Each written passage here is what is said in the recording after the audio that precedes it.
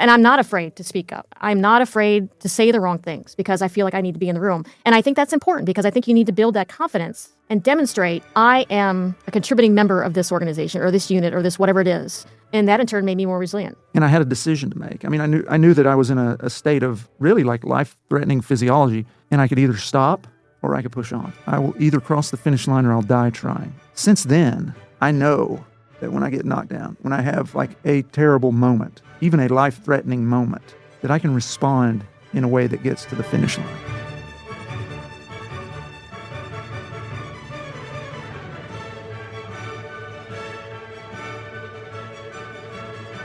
Welcome to Science Leadership, where we explore leadership both practically and scientifically. What makes great leadership? Why are those things important? And how can we do them well? We'll answer those questions and more through fascinating discussions with inspiring people that will leave you equipped to be a better leader. Today, I'm delighted to welcome retired U.S. Coast Guard Captain Darcie Cunningham to the podcast. Darcie served 24 years in the Coast Guard from coast to coast and has led in multiple high-stakes situations that demanded resilience from her and her teams. So she's a great person to have on the podcast as we discuss the leadership importance and impact of resilience. Darcie, thanks for joining me on the Science of Leadership, and thank you for your service to our nation. Thank you, Dr. Collins. I appreciate the invite. It's exciting. As we get started discussing this idea of resilience, the way I think about it is actually related to the science of materials. And so let me give a little bit of background on that. When I was just coming out of high school and then during college, during the summers, I had the opportunity to do research at Oak Ridge National Labs. And the stuff that I got to do was in materials engineering and some other stuff that we did. And so when I think of resilience as a term and what it means, I usually think of materials and how those materials behave. So, for instance, if you bend something, does it return to its normal state? And so in the concept of resilience, that's really what I think about, is something is able to undergo a deforming stress and then return to its prior state or shape. I think that applies to leadership to some degree, but I think it's more than that. And so I'm really curious, how would you, Darcie, define resilience with regard to leadership?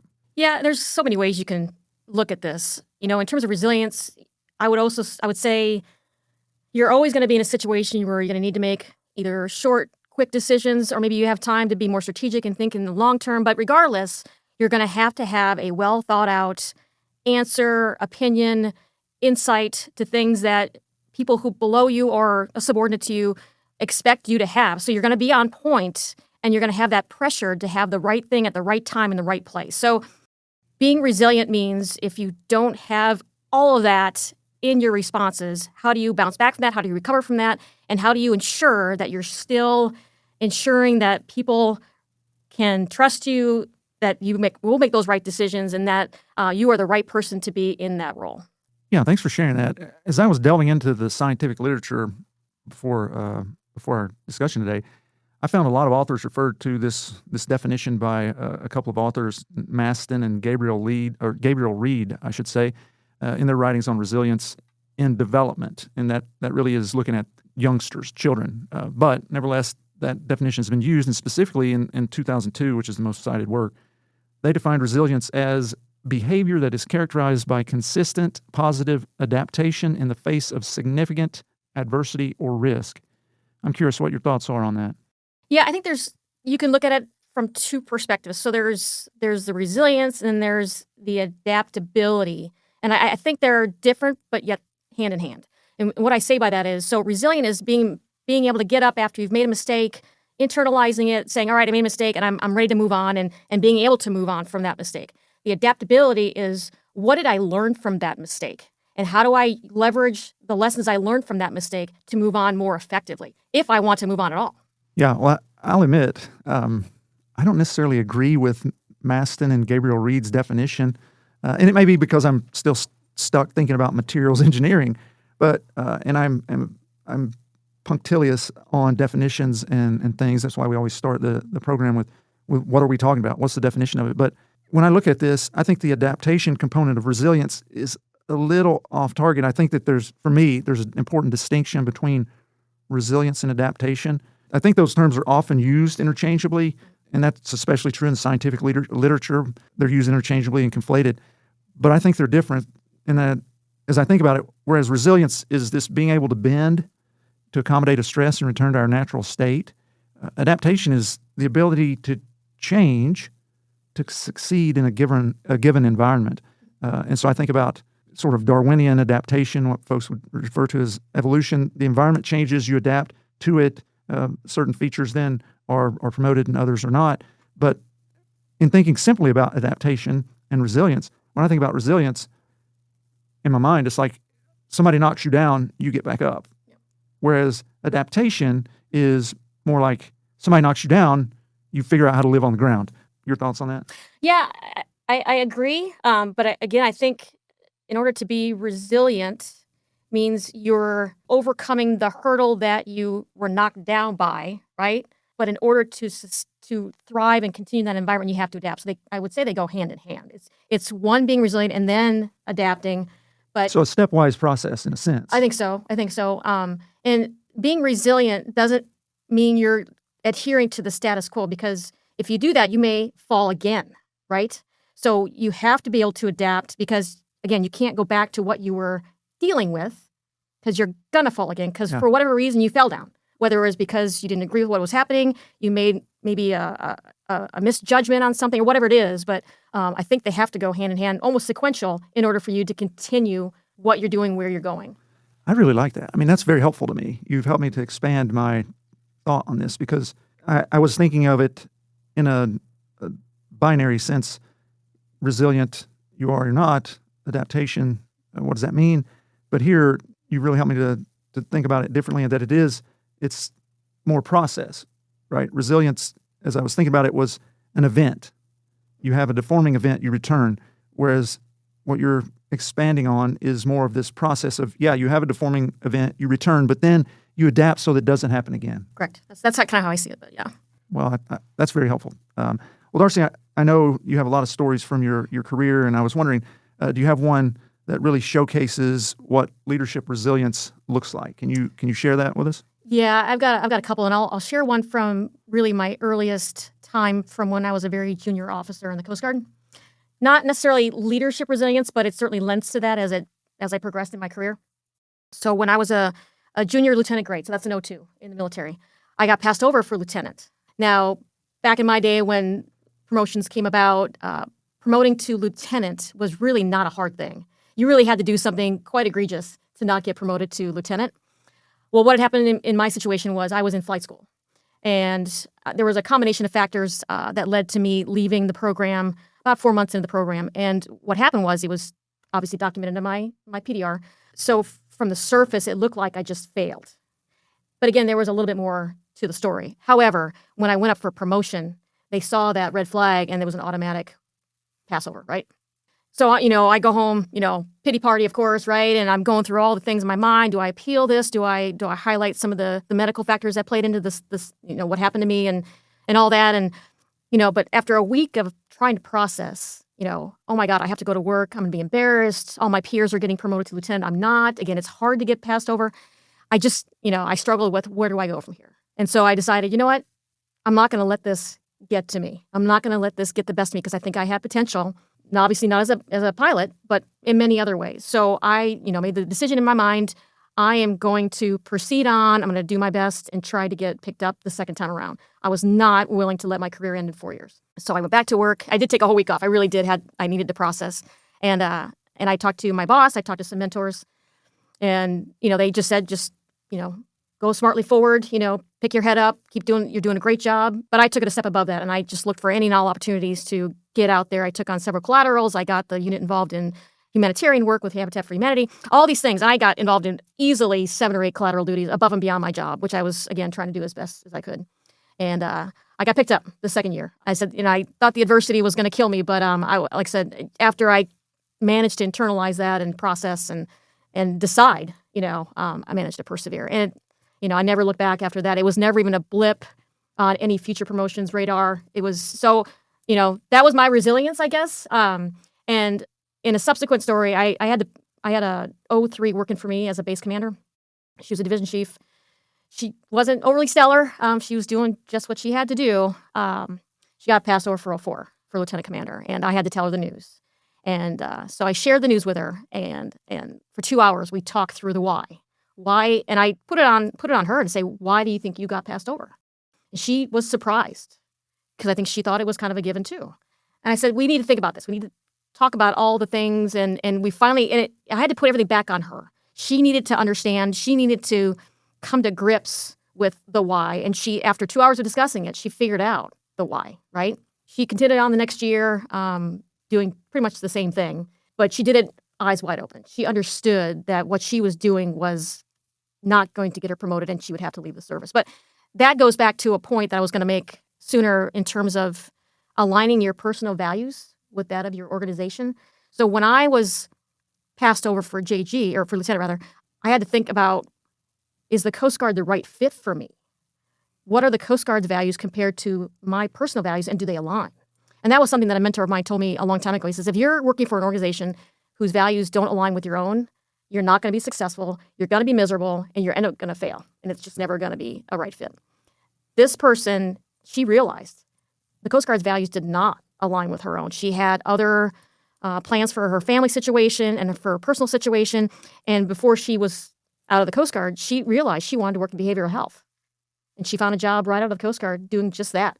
And she got to stay in one place, which is another thing she didn't like, moving around every couple of years. So I think going back to, your internal values and what you truly want, need, desire out of your own life needs to align with where you're headed. And that, I think, helps with resilience.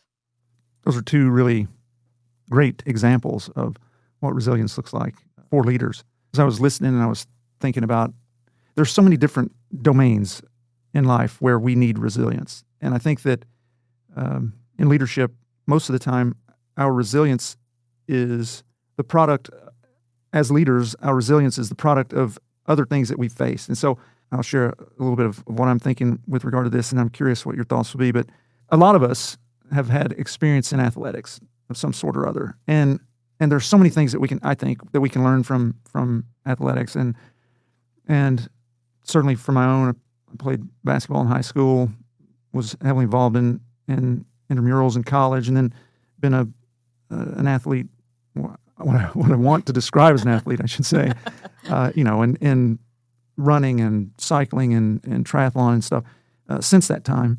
And so there's so many times that I can think of where in those moments, so for instance, I'll take, I've done one Ironman, okay?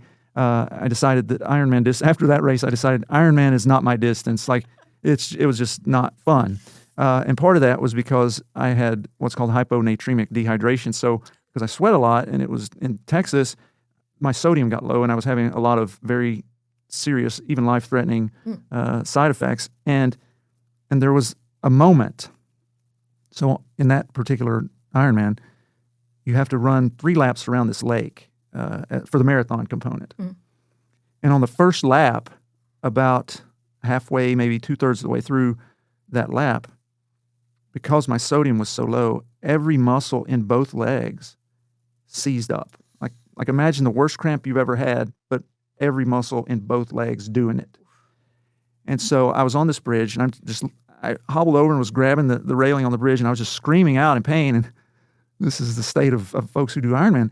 But people were running by, and they're like, "Hey, are you okay?" And I'm like, in the midst of screaming, like, yeah, and eventually, all of the energy that the muscles needed to keep contracting was used up, and they relaxed. And I had a decision to make. I mean, I knew that I was in a state of really like life-threatening physiology, and I could either stop or I could push on. You want to guess what I did? I hope you stopped. I did not stop. Oh my gosh. Adrenaline kicked in. I said, I came to finish this. I will either cross the finish line or I'll die trying. And that was like a real decision. And so from then, for the rest of that marathon, and it was a slog, but for the rest of that marathon, every aid station, I was consuming as much sodium as I could, salt on chips, pickle juice, anything I could get. And I was able to finish that, right? I was immediately then taken to the aid tent and then eventually ended up in the hospital. But I got the medal, okay, for Ironman Texas. But this is the thing, part of the thing I wanted to kind of hit on. Since then, I know that when I get knocked down, when I have like a terrible moment, even a life-threatening moment, that I can respond in a way that gets to the finish line. And so that resilience, in a very real sense, from my perspective, has been instrumental in my ability to continue to perform and do things that I think, have been what I would say successful. So, You could have hurt yourself big time. Dang. yeah, well, that's I've done a lot of other things to actually hurt myself too. So, but yeah, that's true.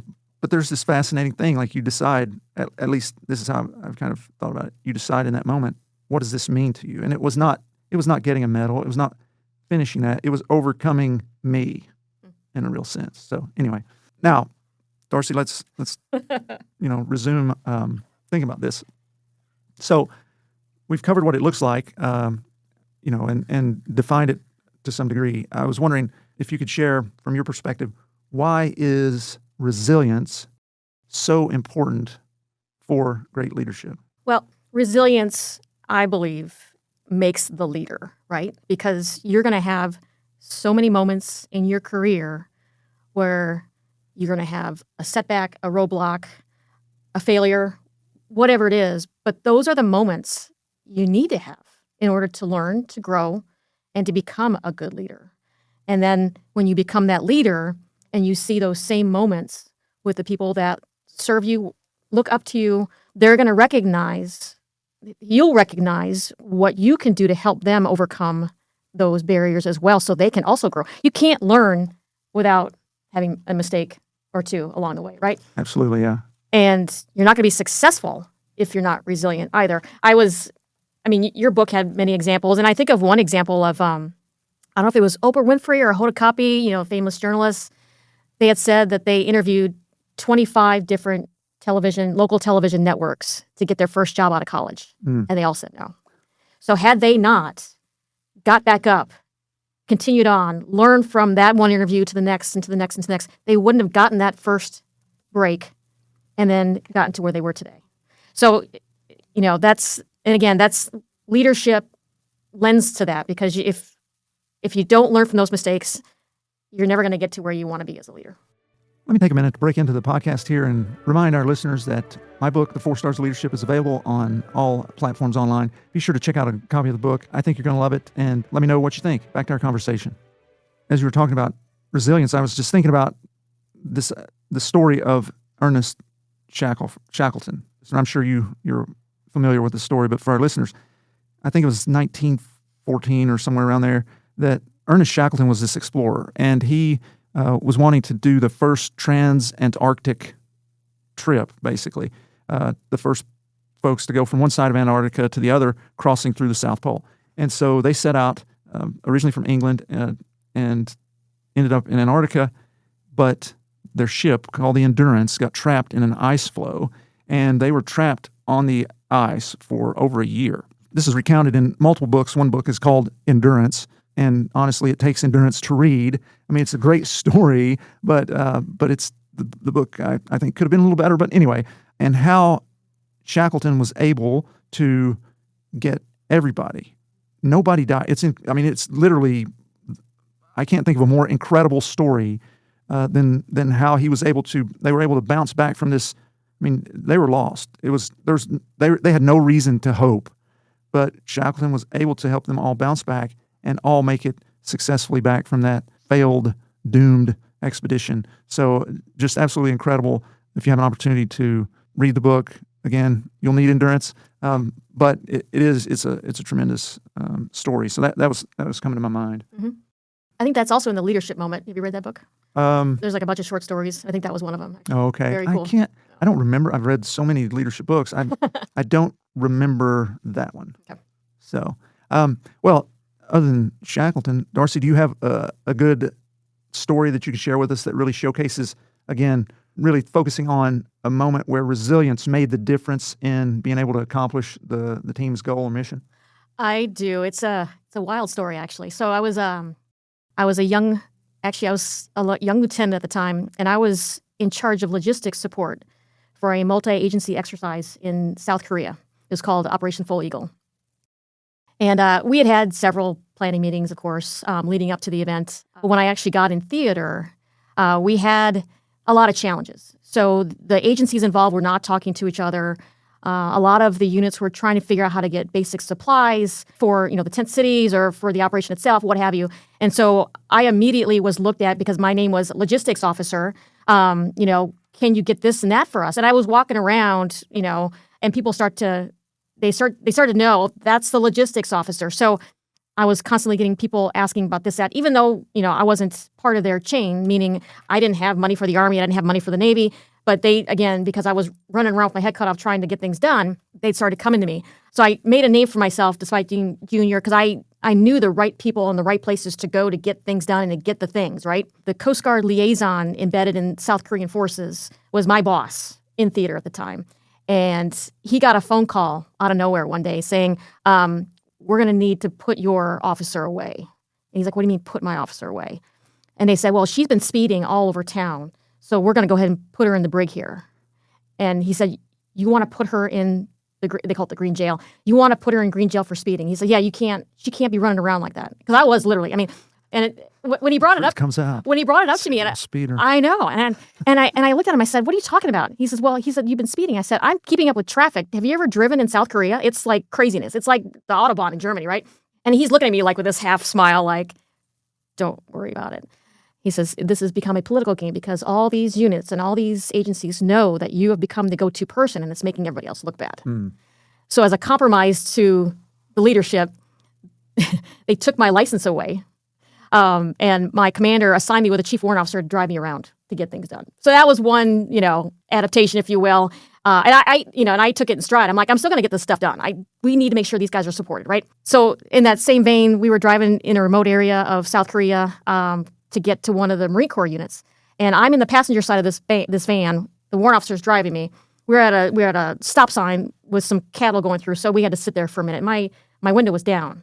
There was an old gentleman sitting on the side of the road next to like a rice paddy field. While we're sitting there, he looks up at the van. He looks at me. He stands up, comes to the van, and spits in my face. I'm like, wasn't expecting that. What just happened there? I'm looking at the warrant. I'm like, what just happened there? And he says, well, first off, you're a female in uniform. Unheard of. Not acceptable in the old traditional South Korea. 2, you're sitting in the front seat. Another bad tradition that, you sit in the back seat if you're a female in the traditional South Korea.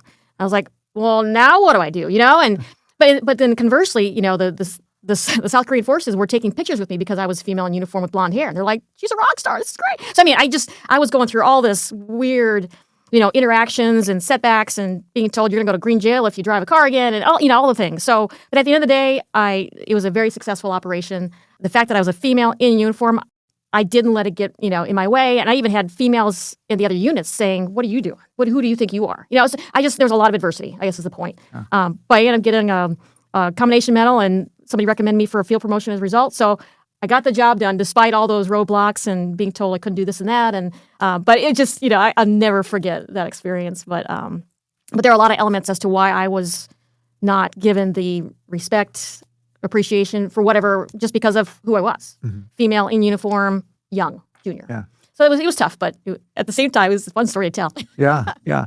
Getting the job done despite the roadblocks, the setbacks. I think that's really kind of what we're talking about in a real sense, right? Mm-hmm. With regard to this idea of resilience and leadership and so on.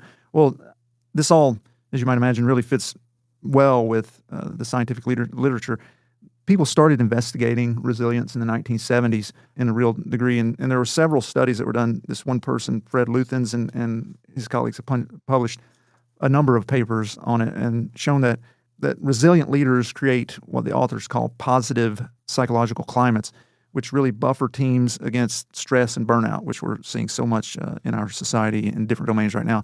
And in their studies, leader resilience predicted higher follower trust, greater organizational citizenship behaviors, improved leader effectiveness ratings, and better unit performance. Additionally, when studying resilience through the lens of what's called contagion theory, that is, things are contagious among humans, Harlan and colleagues found that leaders who demonstrate resilience, and they defined that as adaptability, composure, optimism during adversity, increase their followers' resilience. That's so important. And that, in turn, boosts performance, engagement, and problem solving. So in that study, additionally, leader resilience acted as a mediator between stress and team functioning, meaning that resilient leaders protect teams from the negative effects of stress. So taken together with why resilience in leadership is so important, these studies really show very clearly that resilience is an essential leadership capability that is a measurable predictor of leader success and follower well-being. Agree. Okay, Darcie, we've talked about what resilience in leadership is, what it looks like, why it's important. Let's turn our attention to actually getting it done. What does it take to be resilient? Do you have some key recommendations that people can start practicing or doing to be more resilient as leaders? I do. So I took a leadership development class as a mid-level officer through the Partnership for Public Service, and it was a cohort of 30 of us, a mix of civilian and military. And I'll never forget the first session we had. We spent the first day just getting to know each other. We did some, team building exercises, that kind of stuff. And at the end of the day, we were required to sit around in groups of 5 in a circle, all looking straight at each other. And we were told, okay, you're going to look at somebody straight across from you, and you're going to tell them one good thing they observed about you today and one thing that they felt you could improve upon. And all you could do was you couldn't say a word. All you could say after they provided their feedback was, thank you. And the reason for that was because when you're being told you did this wrong, that wrong, fix this, fix that, anything really negative for the most part, all you're doing in your mind is you're not listening, and 2, you're coming up with a rebuttal in your mind, which is the reason why you're not listening, because you're just getting in defense mode. You're like, that's not true, and this is why, and you're getting ready to launch that back at the other person, right? So by not being allowed to rebut what you're being told allows you to truly listen to the feedback you're getting, to process what you're hearing, and hopefully take away something that you can learn from. So I thought that was so spot on. And not until we actually did that, as in that round table situation, I was like, wow, you're right. I mean, I actually heard every word they said. And again, I processed, I internalized, and I just thought that was such a simple exercise, but it was so powerful because you're not constantly in defense mode, you're actually listening. Yeah, so a practice that we could take away from that is increasing our resilience through taking in more information, seeing what other people's perspectives are, listening without seeking to respond, but to understand. Yes. Great. Thanks for sharing those. As I've been thinking about resilience, and particularly in looking through the literature and thinking about this on how to increase it, I found that resiliency researchers have shown that there are 3 ways to develop resilience. The first is increase the capability of the person to deal with the stressor. And that can be through a number of different things. It could be through training. It could be through having other people speak into it. It could be through counseling. It could be through reading, whatever it takes to increase that person's capability. Second, this is pretty obvious, I think, eliminate or minimize the stressor and the risk that's associated with it. I think a lot of times it's the risk that is the big thing when it comes to resilience and our ability or not to deal with it. Getting back to Iron Man, right? The risk was life and death. And according to you, I chose poorly. And the third thing is improve the processes of dealing with the risk. So how can you make this process better? And so I think those are helpful. I kept looking into the literature more, and I found that we can ask, how do you increase the capability of the person? Isn't that really, we're really dealing with here? And in looking at that, I found that there are predictors of resilience. And we can sort of repurpose those, if you will, for our discussion to mechanisms that will allow us to foster resilience. And these can be grouped into three sets. So the first is external supports. These are things like, if you want to be more resilient, find a good mentor. Talk to your friends. Talk to your family, trusted people that you can learn from. So external support. Number 2, internal strengths. So if you want to be more resilient, cultivate optimism, empathy, and a sense of purpose. So again, that potentially misguided decision I made in Texas in the Ironman helped me cultivate optimism. I can do this really, really hard thing, whatever that hard thing has been since then. And then third, interpersonal and problem-solving skills. So finally, if you want to be more resilient, make it your practice to stay with a task until it's finished, to reach out for help when you need it, and to generate new ideas on how to do things. So those are some data-driven recommendations on how we can cultivate resilience. Darcie, any thoughts on those? Yeah, I mean, I think of, if you talk about the optimism piece, one thing I've heard over and over recently is assuming positive intent, because I think we have a tendency to not do that, and that brings up the level of negativity, and then it also brings up the level of being resistant to the change, to the challenge, to whatever it may be, and that resonates with the team. So I thought that's always a good thing to think of. And I would also say, and I'm going to quote my favorite Commandant Admiral Thad Allen, transparency breeds self-correction. So articulating when you've made a mistake, not just to yourself, but to those it has affected, because that will require that you fix it, right? Because now it's out there and people know that you made a mistake. You've owned up to the mistake. So it forces you to really figure out, how do I rectify this? How do I bounce back from this? And again, to make sure you preserve that confidence. I think your points are all definitely perfect, spot on. And again, positive intent for me tends to be the one that I struggle with, I would honestly say, just because, in my professional career, I've had a lot of negative experiences, right? I've managed to persevere, but at the same time, it's hard to trust. So how do you trust in a way that allows you to get past that hurdle, assume positive intent, assume that if I recover, things will be okay, right? So, but it's a constant thing. It's a constant reminder that you have to have in your mind when those things and those challenges come at you. So, yeah, this idea of assume positive intent, I think I've mentioned before, but we have in our house the Collins family values, and it's this litany of things that we have agreed upon as a family that we will hold dear, and one of them is assume positive intent. And so I was thinking about, as you were saying, we've talked about the Pygmalion effect on a couple of episodes in the last few months. This idea that how I expect you to behave, you will behave that way because you will get a sense from me, kind of how I valued you, what position I put you in, what I think of you, and you will amazingly respond in that way, which then will feed back to me that I was right, and I will continue to. And so it's this interesting phenomenon. But if we look at the root, the foundation of leadership, influencing others to achieve a common goal, as our definition of leadership, trust and relationship are vital for those, right? And if I go into a situation and I don't assume positive intent, if I assume negative intent, then I'm undermining that trust. And as a leader, I'm supposed to be the one who extends trust first, because it's only after I've extended trust to somebody that then they will reciprocate it. And so when we enter a relationship and we don't assume positive intent, then it undercuts our ability to have a good relationship that's trusting, that then we can actually lead out of. So that I think that's absolutely essential. I agree with that completely. Well, Darcie, before we punch out here, I was wondering, if you could go back and tell yourself, your younger self, right, one critical leadership lesson, one piece of advice, what would it be? I'll give you two because they were hand in hand from a senior leader. So just for context, I was a young lieutenant. I was an aide to a 2-star admiral.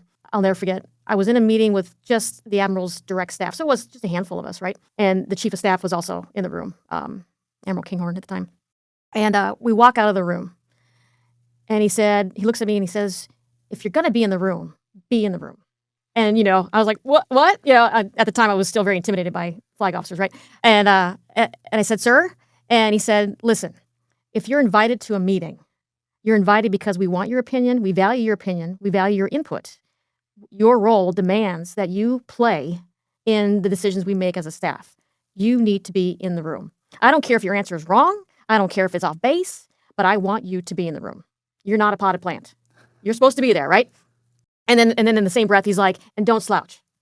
And I was like, oh, double whammy, right? And the reason for that was, he says, you don't look confident when you sit and you stand and you walk the way you do. I was like, ooh. So I've never forgotten. That was 30 years ago. I've never forgotten those two pieces of advice. And you've seen me walk into a room, guns a-blazing, obnoxious, right?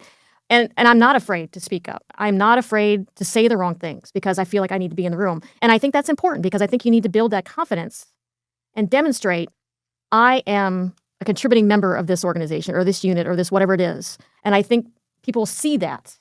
Maybe I annoy people with my every response and every meeting thing, but at the same time, I think that also demonstrates that to them, hey, I didn't say anything. I guess maybe I should start speaking up. I'm not a potted plant either. So those are the two things I've never, ever forgotten about. How it relates to resilience? It doesn't have to necessarily relate to resilience. Well, it kind of does because, again, it helped me build confidence. And that, in turn, made me more resilient, I would argue. So, yeah. Wow. So we got 2 for 1. So, That's right. yeah, thanks for sharing those. I think it's a great way to end out what I think has been a tremendous conversation. Thanks for being on the Science of Leadership with me. No, thank you. This was great. Thank you for joining us on this episode of the Science of Leadership. We hope today's discussion has inspired you and given you valuable insights to help you become a better leader. Remember, leadership is about helping those we lead do great things. It's a journey of continual growth and learning. When we embrace that journey with curiosity, courage, and humility, we can confront challenges, overcome barriers, and foster environments where everyone can succeed. If you enjoyed today's episode, be sure to follow or subscribe, leave a comment, and share the episode with others who are passionate about leadership. Until next week, keep leading with character, competence, caring, and communication. This is Tom Collins. Let's keep growing.